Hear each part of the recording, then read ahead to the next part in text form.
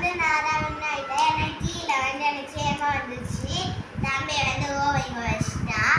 எப்பவுமே 2 கேம்ல வந்து அவதான் வின் பண்ணா. இந்த எக்ஸ்ட்ரா கேம்ல நான் வின் பண்ணிட்டேன். பாய். இந்த கேம்ல நான் தான் அவுட் ஆக மாட்டேன்.